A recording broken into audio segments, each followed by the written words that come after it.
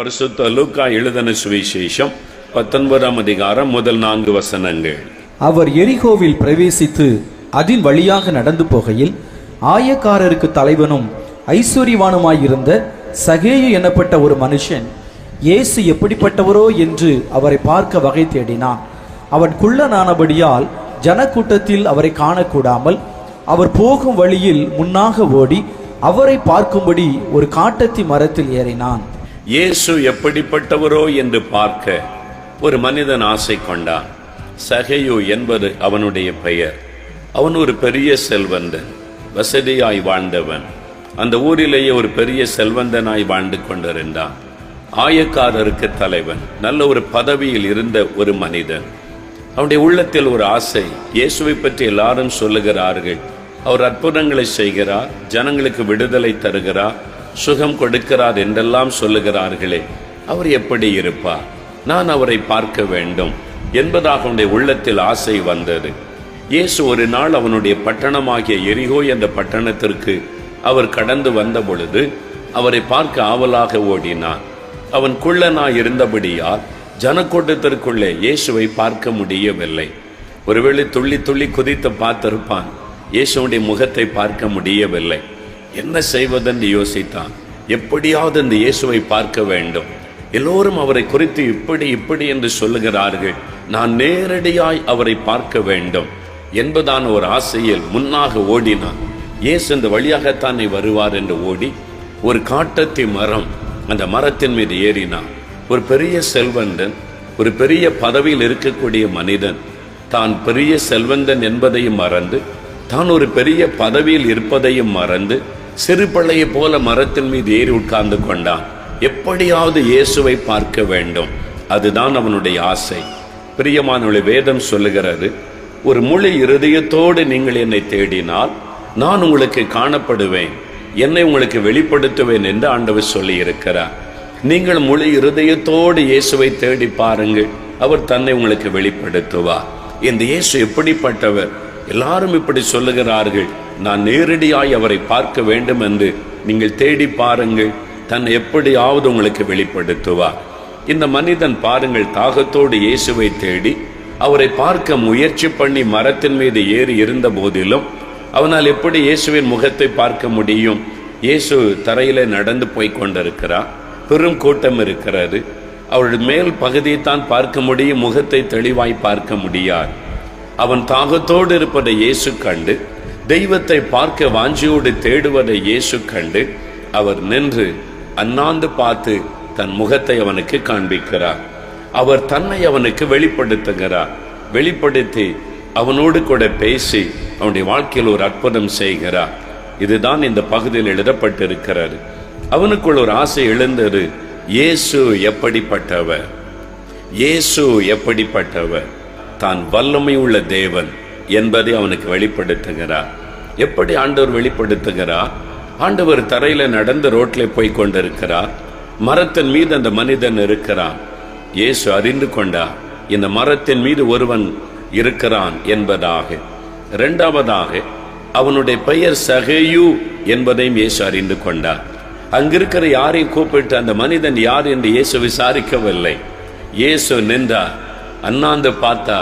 அப்பதான் அங்க இருக்கிற அநேகருக்கு தெரியும், மரத்துல ஒரு ஆள் உட்கார்ந்து இருக்கிறான் என்று. இயேசுக்கு எப்படி தெரியும் மரத்தின் மேல இருந்த அந்த மனிதனை? ஒருவேளை மரத்தில் இருக்கிறதை தற்செயலாய் பார்த்திருக்கலாம் என்று சொல்லலாம். அவனுடைய பெயர் எப்படி தெரியும்? சரியாக ஆண்டவர் அவனை பெயர் சொல்லி ஆண்டவர் கூப்பிடுகிறார், சகேயுவே இறங்கி வா, உன் வீட்டில் தங்க வேண்டும். அதுதான் அவனை நடுங்க பண்ணினது. இயேசுக்கு எப்படி என் பெயர் தெரியும்? அவர் இங்கு யாரிடத்திலும் என்னை குறித்து விசாரிக்கவில்லை. ஆனால் நான் மேல் இருப்பதையும் அறிந்து கொண்டார், என் பெயரையும் அறிந்து கொண்டாரே. அவர் வல்லமை உள்ள ஒரு தேவன், அவர் வல்லமை உள்ள ஒரு தேவன். இயற்கைக்கு மேற்பட்ட ஒரு வல்லமை இயேசுனுடைய வல்லமை. அதைத்தான் அவன் அறிந்து கொண்டான். இவர் சாதாரணமானவர் அல்ல, இவர் வல்லமை உள்ளவர் என்பதை அவன் அறிந்து கொண்டான். ஆதியாகமம் 17ஆம் அதிகாரம் 1ஆம் வசனத்தில் ஆபிரகாமுக்கு தேவன் தன்னை வெளிப்படுத்தும் பொழுது சொல்லுகிறார், நான் சர்வ வல்லமுள்ள தேவன், I am the Almighty God. நான் சாதாரண வல்லமை உள்ளவர் அல்ல, சர்வ வல்லமை உள்ள தேவன் என்பதாக தேவன் தன்னை ஆபிரகாமுக்கு வெளிப்படுத்துவதை நாம் வாசிக்கிறோம். இயேசு கிறிஸ்துவை குறித்து தீர்க்க தரிசனமாய் சொல்லப்பட்ட வார்த்தை ஏசாயா 9:6 சொல்லப்பட்ட அந்த வார்த்தையை பாருங்கள். இயேசுக்கு கொடுக்கப்பட்ட பல பெயர்களுள் ஒன்று அவர் வல்லமை உள்ள தேவன். இயேசு மைட்டி காட், வல்லமை உள்ள தேவன். இயேசு கிறிஸ்துவுக்கு கொடுக்கப்பட்ட ஒரு அற்புதமான பெயர் அவர் வல்லமை உள்ள ஒரு தேவன் என்பதாக. பிரியமானவர்களே, இயேசு மரித்து உயிர்த்தெழுந்த பிறகு மத்தேயு 28:18 அவர் சொல்லுகிறார், வானத்திலும் பூமியிலும் சகல அதிகாரமும் எனக்கு கொடுக்கப்பட்டிருக்கிறது. அப்படி அர்த்தம் என்ன? வானத்திலும் பூமியிலும் சகல வல்லமையும் எனக்கு அருளப்பட்டிருக்கிறது. நான் சர்வ வல்லமுள்ள தேவன். வானத்திலும் பூமியிலும் எதையும் செய்ய எனக்கு வல்லமை உண்டு என்பதை இயேசு அங்கே தெளிவாக சொல்லுவதை நாம் வாசிக்கிறோம். அவர் வல்லமை உள்ள தேவன். அவர் வல்லமை உள்ளவராய் இருப்பதினால் எனக்கு என்ன பிரயோஜனம்? அவர் வல்லமை உள்ளவராய் இருக்கிறபடியினால் எனக்கு என்ன நன்மை கிடைக்கும்? எனக்கு அன்பானவர்களே, அவர் வல்லமை உள்ளவராய் தேவனாக இருப்பது நமக்கு அற்புதங்களை செய்யத்தான், நமக்கு வல்லமையான காரியங்களை நடப்பிக்கத்தான் அவர் வல்லமை உள்ள தேவனாக இருக்கிறார். இன்றைக்கு அவரை தேடி இந்த மைதானத்தில் வந்து அமர்ந்து அவருடைய வார்த்தை கவனமாய் கேட்கிறீர்களே, எதற்காக? இந்த வல்லமையுள்ள இயேசு என் வாழ்க்கையிலும் ஒரு வல்லமையான காரியத்தை செய்ய வேண்டும் என்ற எதிர்பார்ப்போடு நீங்கள் வந்திருக்கிறீர்கள். அவர் வல்லமை உள்ள தேவனாக இங்குதான் உலாவிக் கொண்டிருக்கிறார். பிரியமானவர்களே, எங்கே 2 பேர் 3 பேர் என் நாமத்தினால் கூடினாலும் அங்கே அவர்கள் மத்தியில் நான் இருக்கிறேன் என்று வாக்கு கொடுத்தவர் இயேசு. நாம் இயேசுவின் நாமத்தில் தான் இங்கே கூடி இருக்கிறோம். அவர் ஆவியாயிருக்கிற தேவன். ஒருவேளை நம்முடைய மாம்ச கண்களால் பார்க்க முடியாவிட்டாலும் அவருடைய தொடுதலை உணர முடியும். அவருடைய வல்லமை நமக்குள் இறங்குவதை உணர முடியும். அவருடைய வல்லமை நம் நோய்களை அப்புறப்படுத்துவதை உணர முடியும். அவருடைய வல்லமை இறங்கி பிசாசின் கட்டிலிருந்து நாம் விடுதலை பெறுவதை உணர முடியும். இன்றைக்கு அவருடைய வல்லமையினால் நீங்கள் தொடப்பட போகிறீர்கள். அவருடைய வல்லமை உங்களுடைய வாழ்க்கையில் அற்புதங்களை இன்றைக்கு செய்ய போகிறது. அவர் வல்லமை உள்ள ஒரு தேவன். அவருடைய வல்லமை எப்படிப்பட்டது? அந்த வல்லமை நம்முடைய வாழ்க்கையில் என்ன அற்புதங்களை செய்யும்? அப்போஸ்தலர் 10:38 வாசிக்க கேட்போம். நசரேயனாகிய இயேசுவை தேவன் பரிசுத்த ஆவியினாலும் வல்லமையினாலும் அபிஷேகம் பண்ணினார். தேவன் அவருடனே கூட இருந்தபடியினாலே அவர் நன்மை செய்கிறவராயும் பிசாசின் வல்லமையில் அகப்பட்ட யாவரையும் குணமாக்குகிறவராயும் சுற்றி திரிந்தார். பிசாசின் கிரியைகளை, வல்லமைகளை அழிக்க இயேசு வல்லமை உள்ளவர். சாத்தானுக்கு ஒரு வல்லமை உண்டு, தீமை செய்யக்கூடிய வல்லமை, மனிதர்களை ஏமாற்றக்கூடிய வல்லமை, பொய்யானவைகளை தெய்வமாய் காண்பித்து விடுவான். சாக போகிற மனிதனை, மண்ணுக்குள்ளே போகிற மனிதனை கூட தெய்வமாய் அவன் காண்பித்து ஜனத்தை ஏமாற்றி விடுவான். சாத்தானுடைய வல்லமை ஏமாற்றுகிற வல்லமை, பில்லிசூனிய வல்லமைகள், மந்திர வல்லமைகள் இந்த உலகத்தில் உண்டு. அப்படி செய்யப்படுகிற கிரியைகள் குடும்பங்களை பாதிக்கும். குடும்பங்களுக்குள்ள வியாதியை கொண்டு வரும், உடைவை கொண்டு வரும், நஷ்டத்தை கொண்டு வரும். சாத்தானால் தீமைதான் செய்ய முடியும். ஆனால் நன்மை செய்வதை போல நடிப்பான், நன்மை செய்வதை போல ஏமாற்றுவான். மனிதர்களுக்கு நன்மை செய்வதை போல காட்சி கொடுத்து, நான் உனக்கு நன்மை செய்வேன், இதை கொண்டு வா, அதை கொண்டு வா, அதைத்தா இதைத்தா என்று கேட்பான். எப்பொழுது அதை கொடு இதை கொடு என்று பொன்னையும் பொருளையும் கேட்கிறானோ அவன் பிசாசு என்பதை அறிந்து கொள்ளுங்கள். அவர் தெய்வம், அவர் வானத்தை பூமியை உண்டாக்கின இறைவன். நீ எனக்கு அதை கொடுக்க வேண்டும், இதை கொடுக்க வேண்டும் என்று கேட்க மாட்டார். இயேசு கேட்கிற ஒரே ஒரு காரியம், உன் இருதயத்தில் எனக்கு இடம் கொடு, உன் வாழ்க்கையில் நான் இருக்க வேண்டும். அதுதான் இறைவன் கேட்கிற ஒரு காரியம். பிசாசுக்கு மெய்யான தெய்வத்துக்குள்ள வித்தியாசத்தை நீங்கள் யோசித்தாலே அறிந்து கொள்ளலாம். கொஞ்சம் யோசித்து பாருங்கள், இது தெய்வமாக இருக்க முடியுமா? நான் நம்புகிறது தெய்வம் தானா? வானத்தையும் பூமியை உண்டாக்கின இறைவன் என்று அதை சொல்ல முடியுமா என்று நீங்கள் யோசித்து பார்த்தாலே போதும், சாத்தானுடைய தந்திரங்களை விளங்கிக் கொள்ள முடியும். பிரியமானவர்களே, வேதம் சொல்லுகிறது, அவன் பொய்யனும் பொய்க்கு பிதாவுமாய் இருக்கிறான் என்று இயேசு சொன்னார். அவன் பொய் பேசுகிறவன், நன்மை செய்வதை போல நடிக்கிறவன், ஏமாற்றுகிறவன் கடைசியில் நரகத்தின் அக்னிக்குள்ளே கொண்டு போய் விடுவான். இந்த உலகத்தில் தீங்குகளை கொண்டு வருகிறவன், நோய்களை கொண்டு வருகிறவன். யோவான் 10:10 இயேசு சொன்னார், திருடன், பிசாசானவன் திருடன், அவன் திருடவும் கொல்லவும் அழிக்கவும் வருகிறான். மனிதர்களுடைய ஆரோக்கியத்தை திருடி விடுவான், சந்தோஷத்தை திருடி விடுவான், சமாதானத்தை திருடி விடுவான். ஆனால் நன்மை செய்வதை போல அவன் நடிப்பான், ஏமாற்றுவான். அதான் பிசாசனுடைய தந்திரம். அவன் திருடனும் கொல்லுகிறவனும் அழிக்கிறவனுமாயிருக்கிறான். உங்களை கொன்று விடுவான், அழித்து விடுவான். அவன்தான் அழிவுக்கு காரணம் என்பதாக வேதத்தில் இயேசு தெளிவாய் சொல்லி வைத்தார். ஆனால் இயேசுவோ நமக்கு ஜீவன் உண்டாயிருக்கவும் அதை பரிபூரணப்பட வந்தார். நமக்கு சமாதானம் கொடுக்க, சுகம் கொடுக்க, நம்மை வாழ்ந்திருக்க செய்ய இயேசு இந்த உலகத்தில் வந்தார் என்று வேதம் சொல்லுகிறாரு. 1 யோவான் 3:8 வாசிக்கிறோம், பிசாசனுடைய கிரியைகளை அழிக்கும்படி தேவகுமாரன் வெளிப்பட்டார். சாத்தானுடைய கிரியைகளை, அவன் வல்லமைகளை அவர் அழித்து நிர்மூலம் பண்ணும்படி இயேசு இந்த உலகத்தில் வெளிப்பட்டார். மார்க் 1:23-26 வரை வாசித்து பாருங்கள். இயேசு பிரசங்கம் பண்ணின இடத்தில் அந்த ஜெப ஆலயத்திற்குள்ளே பிசாசு பிடித்த ஒருவன் இருந்தான். இயேசுவை கண்டவுடன் அசுத்தாவி அலறினர், வெளியேறினர். இயேசு சொன்னார், வெளியேறி போ. ஒரு வார்த்தை சொன்னார், அசுத்தாவி புறப்பட்டு போய்விட்டது, அவ்வளவுதான். இயேசு இலவசமாய் விடுதலை தருகிறவர். எங்கே எனக்கு நீ காசு கொடுத்தால் உனக்கு விடுதலை, இந்த பிசாசை போக வைப்பேன், அசுத்தாவி விரட்டுவேன் என்று எங்கே சொல்லப்படுகிறதோ நீங்கள் அறிந்து கொள்ளுங்கள், அது ஏமாற்றுகிற பிசாசனுடைய தந்திரம். இயேசு இலவசமாய் விடுதலை தருகிறவர். இயேசு இலவசமாக அற்புதம் செய்கிறவர். இயேசுவின் பெயரை சொல்லிக்கொண்டு, ஊழியக்காரன் என்று சொல்லிக்கொண்டும், நீ காசு கொடுத்தால் ஜெபம் பண்ணுகிறேன், நீ காசு கொடுத்தால் உனக்கு விடுதலை, காசு கொடுத்தால் உன் பிசாசை துரத்துகிறேன் என்று சொன்னால் அவன் ஏமாற்றுகிற ஊழியக்காரன், அவன் பிசாசனுடைய தூதன். அவனுக்கும் இயேசுக்கு சம்பந்தம் இல்லை. இயேசு சொன்னார், இலவசமாய் பெற்றீர்கள், இலவசமாய் கொடுங்கள். இயேசு கொடுக்கிற ஆசீர்வாதம் இலவசம். அவர் இலவசமாய் விடுதலை தருகிறவர். பிசாசுக்கு மெய்யான தெய்வத்துக்கும் உள்ள வித்தியாசத்தை சுலபமாக நீங்கள் புரிந்து கொள்ள முடியும். கொஞ்சம் யோசித்து பார்த்தால் போதும். பிசாசு ஏமாற்றுகிறவன், வஞ்சிக்கிறவன். பில்லி சூனியங்கள், மந்திரங்கள் இந்த உலகத்தில் உண்டு, ஏவல்கள் உண்டு. வேதம் அதை சொல்லுகிறது. பில்லி சூனியங்கள், மந்திரங்களும் இந்த உலகத்தில் உண்டு. மந்திரவாதிகள் உண்டு. கிறிஸ்தவங்களுக்கு மந்திரவாதத்தினால பாதிக்கப்பட காரணம் என்ன? இயேசு இல்ல நிறைய கிறிஸ்தவ குடும்பங்களுக்குள்ள, அதனாலதான் பாதிப்பு. இயேசு இருக்கிற ஒரு மனிதனை, இயேசுடைய வல்லமை பெற்ற ஒரு மனிதனை மந்திரவாதம் அசைக்க முடியாது. இயேசு நிறைய கிறிஸ்தவ குடும்பத்துல இல்ல, பேருக்கு தான் கிறிஸ்தவங்க. பைபிள் இருக்கு, வாசிக்க மாட்டாங்க. ஜெபம் பண்ணா இயேசு பதில் கொடுப்பான்னு தெரியும், ஜெபிக்க மாட்டாங்க. அதனாலதான் மந்திரவாதம் அவளை தாக்குகிறது. நீங்க ஒழுங்கா வேதம் வாசித்து ஜெபம் பண்ணி இயேசுவோடு வாழ்ந்து பாருங்கள், மந்திரவாதத்தின் வல்லமைகள் உங்களுடைய வீட்டுக்குள்ளே நுழைய முடியாது. இயேசு வல்லமை உள்ளவர். உலகத்தில் இருக்கிறவனை காட்டிலும் உங்களோடு இருக்கிறவர் பெரியவர்.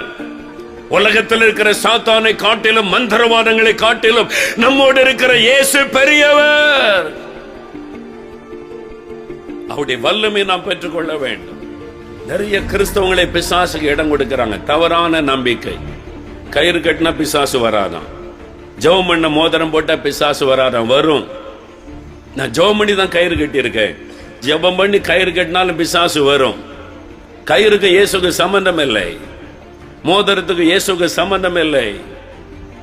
தவறான நம்பிக்கைகள் பல கிறிஸ்தவ குடும்பத்தை அழித்துக் கொண்டிருக்கிறது. வேதத்தின்படி வாழ்கிறவன் தான் கிறிஸ்தவன், வேதக்காரன். இந்த வசனத்தில் சொல்லப்படாத எதன் மீது நம்பிக்கை வைத்தாலும் சாத்தானதன் வழியாய் உங்கள் வீட்டுக்குள்ளே வர முடியும். கயிறுகளை கழட்டி எறிந்து போடுங்கள், மோதிரங்களை கழட்டி எறிந்து போடுங்கள். அதில் இல்லை வல்லமை. இயேசு உங்களுக்குள் வாசம் பண்ண வேண்டும், உங்கள் இருதயத்திற்குள் வாசம் பண்ண வேண்டும். இந்த பக்கம் பாவத்தை செய்து கொண்டு, மதுபானத்தை குடித்துக் கொண்டு, இந்த பக்கம் 10 பேர் ஜெபம் பண்ணி இத்தனை பெரிய கயிறு கொடுத்தாலும் பிசாசு உங்களை தாக்கும். தவறான நம்பிக்கைகள். நிறைய கிறிஸ்தவ குடும்பங்கள் பாழாய் போவதற்கு காரணம் தவறான நம்பிக்கைகள். புறஜாதியாருடைய மார்க்கத்தை கற்றுக்கொள்ளாதிருங்கள் என்று வேதம் சொல்லுகிறது. தவறான நம்பிக்கைகள், தவறான பொருட்கள் வீட்டிலே வைத்துக் கொண்டு இதில் தான் தெய்வம் என்று சொல்லி. இயேசு ஒரு படத்திலும் இல்லை, ஒரு சிலையிலும் இல்லை. அவர் ஆவியாயிருக்கிற தேவன், அவர் உயிர்த்தெழுந்த ஒரு தேவன், நமக்குள்ளே வாசம் பண்ணுகிற ஒரு தேவன். அவருக்கு உள்ளத்துல இடம் கொடுக்கணும், வசனத்தின்படி வாழணும். அதான் அவன் தான் கிறிஸ்தவன். உன்னுடைய வாழ்க்கை ஆண்டவருக்கு ஒப்பு கொடுக்கணும், பரிசுத்த வாழ்க்கைக்கு ஒப்பு கொடுக்கணும், அவருடைய வல்லமையை பெற்றுக் கொள்ளணும். அதன் பிறகு பாருங்க, எத்தனை பேர் மந்திரவாதம் செய்யட்டும், ஒன்று அசைக்க முடியாது. அவன் தான் ராத்திரி முழுது உட்கார்ந்து தூங்காம உட்கார்ந்துகிட்டே இருக்கணும். நம்ம நிம்மதியை தூங்கலாம். பிசாசை நம்பி இருக்கிறவன் தான் ராத்திரி எல்லாம் உட்கார்ந்து தூங்காம மந்திரம் போட்டுக்கிட்டே இருப்பான். நம்ம நிம்மதியா தூங்கலாம். அல்லேலூயா. ஒன்றும் பலிக்காது இயேசுகிட்ட. அவர் வல்லமையுள்ளவர். ஒரு நாள் நாகர்கோயில இருந்து ஒரு பெரிய செல்வந்தர் குடும்பமாய் என்னை பார்க்க வந்தார். எனக்கு அவரை தெரியாது. விசாரித்து கணவன் மனைவி பிள்ளைகளாய் வந்தார்கள். அவங்களை கூட்டு உட்காரச்சு பேசினேன். கத்தோலிக்க குடும்பத்தை சார்ந்தவர்கள், பெரிய செல்வந்தர். அவர் பேசும்போது சொன்னார், நான் கத்தோலிக்க குடும்பத்தை சார்ந்தவன், கத்தோலிக்க சர்ச்சுக்கு தான் நான் போகிறேன். என்ன என் குடும்பம் அப்படி வளர்ந்தது தான், அப்படிதான் வந்தவன். ஆனால் நான் இயேசுவை தவிர வேற யாரிடத்திலும் ஜெபம் பண்ண மாட்டேன், வேற எந்த ஜெபமும் நான் செய்ய மாட்டேன். இயேசுதான், அவரை தவிர வேற யாரிடத்துல விண்ணப்பம் பண்ண மாட்டேன், ஜெபிக்க மாட்டேன், வேற எந்த ஜெபத்தை சொல்ல மாட்டேன். அவரே சொன்னார். நான் ஒண்ணும் கேட்கல, அவரே என்ன சொல்கிறார். நான் அவர்கிட்ட திருப்பி கேட்டேன், இதெல்லாம் செய்யக்கூடாதுன்னு உங்களுக்கு யார் சொன்னான்னு கேட்டேன்.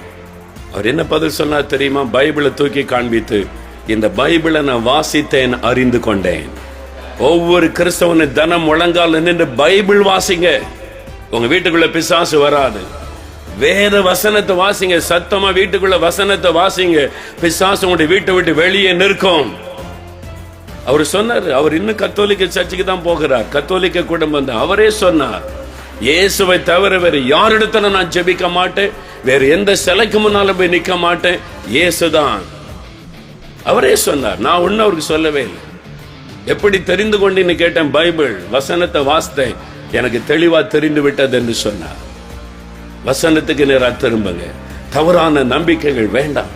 குறுக்கு வழியில் ஆசீர்வாதம் பெற முடியாது. ஒரே வழி இயேசுவை ஏற்றுக்கொள்ளணும், பரிசுத்தமா வாழணும், பைபிள் வாசிக்கணும், ஜெபிக்கணும். அதுதான். வேற குறுக்கு வழியெல்லாம் கிடையாது. காசு கொடுத்து இது வாங்கி வச்சுட்டா, இது வாங்கி வச்சுட்டா பிசாசு வராது, அது வராது. வரும். எத்தனை ஆயிரம் செலவு பண்ணி எதை வாங்கி வீட்டுக்குள்ள வச்சாலும் பிசாசு வந்துடும். இயேசு உங்க வீட்டுல இருந்தாதான் பிசாசு வராது. அல்லேலூயா. இயேசு இருக்கிறாரா பார்த்து கொள்ளுங்க. வாரத்துல ஒரு நாளாவது உபவாசம் பண்ணி ஜெபிங்க. குடும்பமா சாப்பிடாம ஒரு வேளையாவது சாப்பாட்டை ஒதுக்கி உபவாசம் பண்ணி ஜெபிங்க. இயேசு சொன்னார், இவ்வகையான பிசாசு ஜெபத்தினாலும் உபவாசத்தினாலும் என்று வேறு ஒன்றினாலும் போகாது. இயேசுவே சொல்லுகிறார். உபவாசம் பண்ணி ஜெபிங்க. எங்க குடும்பம் இயேசுவுக்கு சொந்தம். சாத்தானே எங்க வீட்டுக்குள்ள உனக்கு அதிகாரம் இல்லை, நாங்க எல்லாம் இயேசுவின் பிள்ளைகள், எங்களை தொட உனக்கு அதிகாரம் இல்லை. நீங்க அப்படி சொல்லி ஜெபிச்சு பாருங்க, சாத்தான் தொட முடியாது. அல்லேலூயா. கர்த்தருடைய பாதுகாப்பு உங்க வீட்டு மேல இருக்கும். அதற்கு தான் இயேசு சிலுவையிலே தன்னை பலியாய் கொடுத்தார். ஒரு கயிறு நம்மளை பாதுகாக்கும்னு சொன்னா இயேசு ஏன் சிலுவைக்கு போகணும்? ஒரு மோதிரம் நம்மளை பாதுகாக்கும்னு சொன்னா இயேசு ஏன் சிலுவையில மரிக்கணும்? ஏன் அவர் ரத்தம் சிந்தணும்? அவருடைய ரத்தத்திலே தான் வல்லமை. இயேசுவே, உம்முடைய ரத்தத்துக்குள் என்னை ஒப்பு கொடுக்கிறேன், உம்முடைய ரத்தத்துக்குள் என் குடும்பத்தை ஒப்பு கொடுக்கிறேன், என் பிள்ளைகளை உம்முடைய ரத்தத்தின் பாதுகாப்புக்குள்ளே வைத்துக் கொள்ளும், இயேசுவின் ரத்தத்துக்குள் எங்களை ஒப்பு கொடுக்கிறோம் என்று ஜெபம் பண்ணி பாருங்க. இயேசுவின் ரத்தத்தின் வல்லமை உங்களை பாதுகாக்கும். அல்லேலூயா. பிரியமானவர்களே, ஆண்டவருடைய வார்த்தை உங்களை சந்தித்திருக்கிறது. ஆண்டவர் தன்னுடைய வார்த்தையை அனுப்பி நம்மை குணமாக்குகிறார் என்று வேதத்தில் சொல்லப்பட்டிருக்கிறது. அவருடைய வார்த்தை உங்களுக்கான தேவ செய்தி இன்றைக்கு உங்களை தொட்டு இருக்கிறாரு. ஏதோ ஒரு அசுத்த ஆவினால் உண்டான பிரச்சனை, அல்லது யாரும் பிலிசுனி வச்சுட்டாங்க, மந்திரவாதம் பண்ணிட்டாங்க, அதனால உண்டான பாதிப்பு, இப்படி ஏதோ ஒரு விதத்தில் பிசாசினால அசுத்த ஆவிகளினால பாதிக்கப்பட்டு நீங்கள் கலங்கின்னு இருக்கலாம். இன்னைக்கு உங்களுக்கு விடுதலையின் நாள். நாம் ஜெபிக்கலாம். தகப்பனே, நசரேயனாக இயேசுவின் நாமத்தில் உம்முடைய பிள்ளைகளுடைய விடுதலைக்காக ஜெபிக்கிறேன். இந்த பயத்தை கொண்டு வருகிற ஆவிகள், மன அழுத்தத்தை கொண்டு வருகிற ஆவிகள், தற்கொலை தூண்டுகிற ஆவிகள், இரவு தூங்க விடாதபடி தூக்கத்தை கெடுக்கிற ஆவிகள், இப்படி பொல்லாத ஆவிகள், மந்திர பில்லிசுனிய கிரியைகள், இந்த பிள்ளைகளுக்கு விரோதமாய், குடும்பத்துக்கு விரோதமாய் எழும்புகிற அந்த பொல்லாத ஆவிகளை நான் இயேசுவின் நாமத்தில் கடிந்து கொள்ளுகிறேன். இந்த ஆவிகள் விலகட்டும் இயேசுவின் நாமத்தினால். இப்பொழுது அவர்களை விட்டு வெளியேறி போகட்டும் இயேசுவின் நாமத்தினால். பயத்தை கொண்டு வருகிற ஆவியை, தூக்கத்தை கெடுக்கிற ஆவியை இயேசுவின் நாமத்தில் உன்னை கடிந்து கொள்ளுகிறேன். வெளியேறி போ இயேசுவின் நாமத்தில். யார் யார் இயேசுவே என்று இயேசுவின் நாமத்தை சொல்லி கோப்படுகிறார்களோ ஒவ்வொருவர் மீதும் இயேசுடைய ரத்தத்தை தெளித்து நான் ஜெபிக்கிறேன். இயேசு கிறிஸ்துவின் நாமத்தில் விடுதலை உண்டாகட்டும். அந்த டிப்ரெஷனை கொண்டு வருகிற பொருளாத பிசாசை கடிந்து கொடுக்கிறேன். மரண வேதனை கொண்டு வருகிற ஆவியை, தற்கொலை தூண்டுகிற ஆவியை கடிந்து கொள்கிறேன் இயேசுவின் நாமத்தில். மந்திர பில்லிசுனிய கிரியைகள் எரியட்டும் இயேசுவின் நாமத்தில். இந்த குடும்பத்துக்கு விரோதமாய் செய்யப்பட்டிருக்கிற மந்திரவாதங்கள், அந்த தகடுகள் எரிந்து போகட்டும் இயேசுவின் நாமத்தில். தாயத்துகள் எரிந்து போகட்டும் இயேசுவின் நாமத்தில். அந்த கிரியைகள் அழியட்டும். இனி அந்த வீட்டுக்குள் சத்துருடைய தொந்தரவு இருக்கவே கூடாது. அந்த வீட்டுக்குள்ள பிசாசனுடைய நடமாட்டம் இருக்கவே கூடாது. பயத்தின் ஆவி இந்த வீட்டுக்குள் நுழையவே கூடாது. உம்முடைய வல்லமைக்குள் இந்த குடும்பத்தை, இந்த வீட்டை ஒப்பு கொடுக்கிறேன் என்று முதல் பாதுகாத்துக் கொள்ளும். வாய் திறந்து சொல்லுங்க, இயேசுவே ஸ்தோத்திரம், இயேசுவே ஸ்தோத்திரம். விடுதலைக்காய் ஸ்தோத்திரம். சத்துருடைய கிரியை அழிக்கப்பட்டதற்காய் ஸ்தோத்திரம். ஜெயம் கொடுத்ததற்காய் ஸ்தோத்திரம். பில்லிசுனிய வல்லமை அழிக்கப்பட்டதற்காய் ஸ்தோத்திரம், ஸ்தோத்திரம். இயேசுவின் நாமத்திற்கு ஸ்தோத்திரம், இயேசுவின் நாமத்திற்கு ஸ்தோத்திரம். இயேசுவே உமக்கு ஸ்தோத்திரம், ஸ்தோத்திரம். இயேசுவின் நாமத்தில் ஆமென், ஆமென்.